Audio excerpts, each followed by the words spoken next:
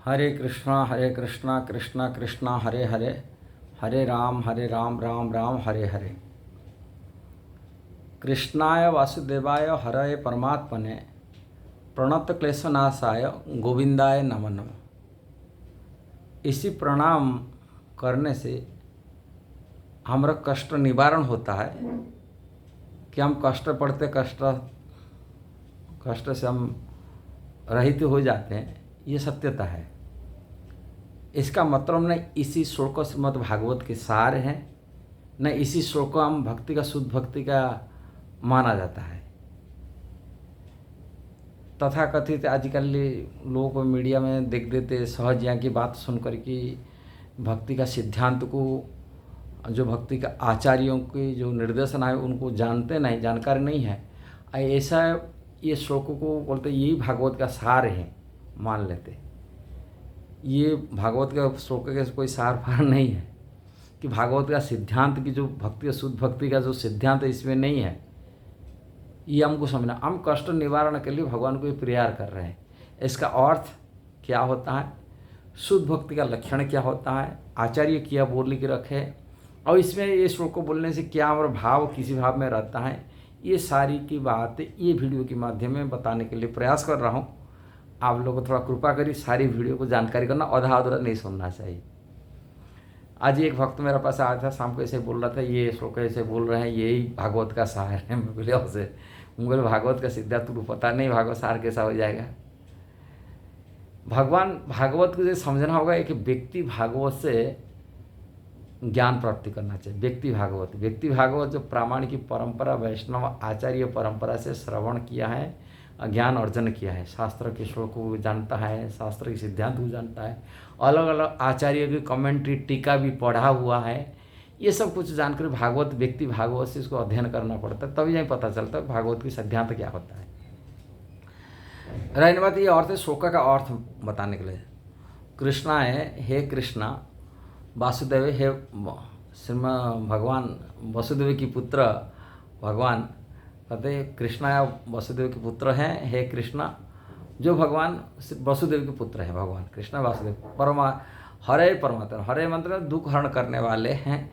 परमात्मा आप सभी के हृदय में परमात्मा रूप में, भगवान सभी के जीव का हृदय में परमात्मा रूप में रहने के नाते वो सभी की बात जानते हैं, इसलिए यहाँ समझ आप परमात्मा हैं, सभी हृदय में जानने वाले हैं। हमारे जो दुख है कष्ट है, आप हमको दुख निवारण करने के लिए प्रार्थना करते हैं। हरे परमात्मा हरण करने, वो दुख हरण कर सकते हैं। हरे परमात्मा ने प्रणत क्लेशनाश, मैं प्रणाम कर रहा हूँ, आप मेरा जो क्लेश है दुख है इसमें नाश करिए, ये प्रार्थना करते हैं कि दुखी व्यक्ति कष्ट पड़ के संसार में अपना दुख निवेदन दुख हरण करने के लिए भगवान के प्रेयर कर रहे हैं, प्रार्थना कर रहा है। क्या कृष्ण सबकी दुख निवारण करते हैं और वो सभी समर्थ, भगवान इससे खुशी होते, प्रसन्न होते। यदि मेरा पास कोई जीव आता है, मेरे अपने दुख निवेदन करता है, भगवान उससे बहुत प्रसन्न हो जाते हैं। कहा वो दूसरी पास नहीं जाता है, कोई देवी देवता किसी की शरण नहीं आता, मेरा शरण आता है, कृष्ण इसे प्रसन्न करते हैं। इसका अर्थ नहीं जो यही शुद्ध भक्ति है, कारण कष्ट से मुक्ति पाना के लिए भगवान को जाचना करना, प्रार्थना करना, दुख निवारण करने के लिए, ये शुद्ध भक्ति नहीं माना जाता है। शुद्ध भक्ति होता है जब तक व्यक्ति के मन में कोई इच्छा नहीं रहे, तकलीफ सह करके जब भगवान को प्रेम करता है, उसमें कोई अपनी सुख के लिए इच्छा नहीं रहता है। तकलीफ हम संसार क्या होता है, ये बहुत ही इंद्रिय तृप्ति जनित, इंद्रिय की जो जनित बाधक हैं वही हमारा तकलीफ है। क्या हम संसार में सुख भोगने के लिए चाहते हैं, हम सुख भोगने में जो बाधक बन जाता है, जो कष्ट पहुंचाता है, हम उसको बोलते तकलीफ, कष्ट है। यही हमारा कष्ट है। कष्ट मतलब हमारे इंद्रिय जनित सुख से हम कोई वंचित करता है, चाहे मान प्रतिष्ठा की हो, कि देह की सुख हो, कि किसी प्रकार मानसिक हो, शारीरिक हो, वाणी की हो, कटु, ये जो तकलीफ कष्ट मिलता है, हम इसी बोले तो हम उसको दुख मानते, माने इंद्रिय जनित हम जो सुख से जो वंचित हम मिल जाता है, हमको उसको तकलीफ मानते, कष्ट मानते हैं। और वही कष्ट निवारण के लिए भगवान को प्रार्थना करते हैं, कृष्णाय वासुदेवाय प्रणत। कभी कभी विपद में पड़ जाते, परेशान करना शरीर के सुख के लिए, कारण शरीर के सुख ही भोगना का हमारी इच्छा हमेशा बनी रहता है। अब वो शरीर के सुख की इच्छा, शुद्ध भक्ति ये सब चीज विचार नहीं करता है मेरा कष्ट निवारण करने के लिए, किंतु भगवान बोलते स्वीकृतिवान व्यक्ति। भगवत गीता में भगवान कहते हैं आर्थ अर्थात जिज्ञासु ज्ञानी च वर्त स्वीकृतिवान जना चार प्रकार चतुर्विधा भजते मांग जना स्वीकृति न अर्जुन। ये चार प्रकार स्वीकृति वाला व्यक्ति मेरा भजन करते हैं, ये दुख में निवारण करने के लिए मेरा शरण में आते हैं, कोई अर्थ लोभ से मेरा प्राण से एक कृष्ण को प्रार्थना करते हैं इस प्रकार की। किंतु शुद्ध भक्त इससे मुक्त होता है, शुद्ध भक्त ये सब चीज़ नहीं चाहता है। भगवान रूप गोस्वामी बोलते शुद्ध भक्ति होता है भुक्ति मुक्ति स्पृहा, माने इच्छाएं जो भुक्ति का मुक्ति पाने के लिए जो स्पृहा जब तक है तब तक भक्ति का शुद्ध भक्ति का रस आस्वादन नहीं कर सकता है। वो पीसा से हृदय बढ़ते, जब तक हृदय में ये बैठा हुआ है तब तुम कथम अधुदय भवेत सुखम, माने शुद्ध भक्ति। इसलिए शुद्ध भक्ति का मन में ये सब भुक्ति माने संसार के सुख के लिए नहीं कि दुख के लिए नहीं कि कुछ नहीं, केवल कृष्ण के सुख के लिए निवारण करते। ये बात की चैतन्य चरितामृत यदि कोई पढ़ेगा तभी समझ में आएगा। चैतन्य महाप्रभु साक्षात कृष्ण कलि युग में राधारानी भाव रूप लेके लीला किए और अपने लीला के माध्यम से वो संसार को भक्ति का शुद्ध भक्ति का रस शिक्षा दिए, अपने आचरण भक्तों के माध्यम से शिक्षा दिए। और उनकी भक्तों के आचरण उसमें देखेंगे कितना कितना कष्ट निवारण होते होते हुए भी अपने कष्ट को वो सहते भक्त। एक कष्ट भक्त है वासुदेव ओष्टिवेल नाम से था, दक्षिण भारत में। उसके शरीर में कीड़े पड़ गए थे और कीड़े सब रेंगते थे, चलते थे, खाते थे। उनके शरीर माने पस पड़ गया था, माने शरीर में सड़ गया था, शरीर मांस सड़ गया था, उसमें कीड़े पड़ी खा रहा था। और जब कीड़े सो जमीन में गिर जाते उसको उठा के अपने शरीर में रखते थे। और वहाँ प्रार्थना नहीं ठाकुर जी को तो मेरा कष्ट पड़ रहा है, मेरा शरीर में कीड़े कैसे निकाल दो। वो कीड़े कैसा बोलते कि कीड़े कैसा खाए कि जिएगा, ये शरीर के मांस खाए कि जी रहा है, और ये शरीर को मांस सड़ा हुआ पस खाए कि जी रहा है, और यदि गिर जाएगा वो खाएगा क्या, जिएंगे।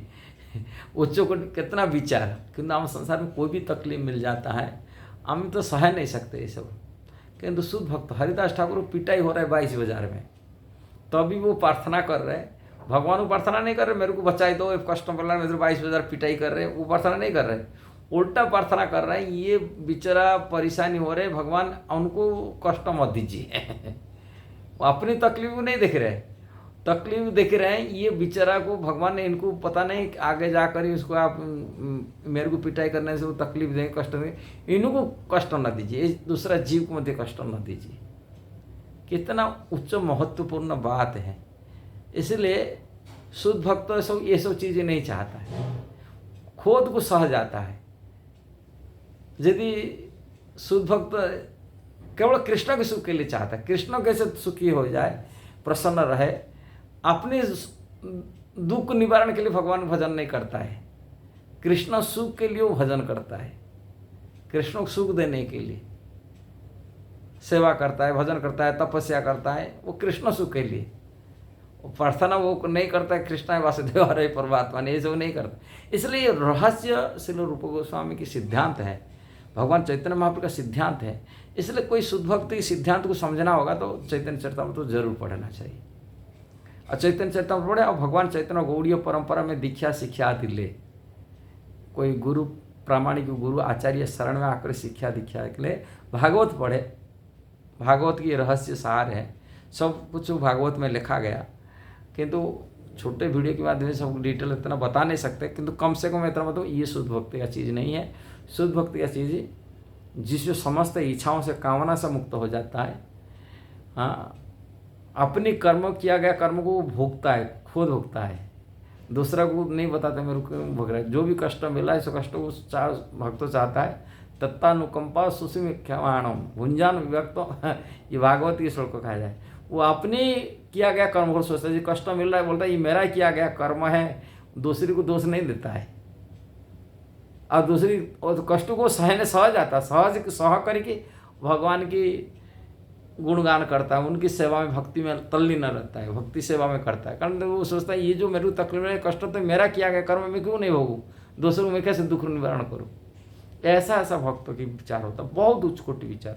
इसलिए उस मन में ऐसे विचार नहीं होना चाहिए हम शुद्ध भक्ति रहे, उस लोग को बोल दे रहे हम शुद्ध भक्ति कर रहे हैं। साधारण लोग, बहुत ही संसारी लोग तो यही सोचते हैं, कोई प्रकार की होते हैं, माने मंदिर आ रहे बिजनेस के लिए आ रहा है, कि अपनी बेटी की शादी के लिए आ रहे हैं, कि नौकरी करने के लिए आए, और भगवान के पास दरबार में खड़ा होकर रो रहा है, वो प्रार्थना कर रहे हैं, मतलब ये शुद्ध भक्त हो गए। ऐसा नहीं है। श्रील प्रभुपाद जब प्रेजेंट यहाँ थे मंदिर में, कृष्णवाड़ा मंदिर वृंदावन में रह रहे थे, पीछे उनको मैंने क्वार्टर है, प्रभुपाद की निवास स्थान है। तभी भक्त लोग कुछ आकर, एक बंगाली माता जी थी, वो मंदिर में रो रो करके पूरा जमीन में लेट रहा था। भगवान बहुत रो रो कर ये करता था। अब प्रभुपाद जी बोले एक भक्त आए पूरा रोता है, जमीन में लेट रहा है, पागल जैसा ही पूरा लेट रहा है। प्रभुपाद जी कैसे, वो भक्त विदेश भक्त थे तभी प्रभुपाद जी टाइम में, बोले ऐसे ही भक्त, वो तो शुद्ध भक्त होगा। प्रभुपाद बोले कोई शुद्ध भक्त नहीं है। कल ये प्रमाण क्या है, तो रो रहा है ठाकुर जी पास, इतना पाठ ये कर रहा है। कल तुम कहे जाके एक किक लगाओ, माने लात लगाओ। प्रभुपाद बोले जब भक्त, प्रभुपाद का आदेश पड़ गया कि भक्त जाएंगे, एक लात लगा दिया।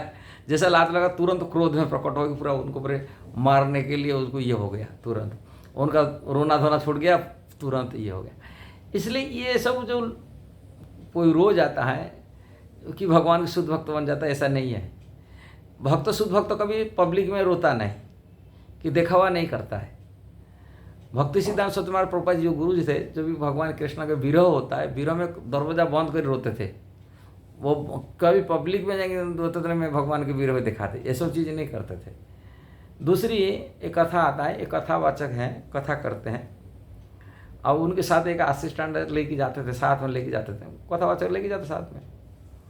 वो असिस्टेंट मेरे को बता रहा था, वह कथा करने के लिए जाते थे। कथा में जो व्यास आसन बढ़ता है, वो व्यास आसन बढ़ते, व्यास आसन का नीचे से लोग को चढ़ाते भी, एक प्लेट लगाई रखते।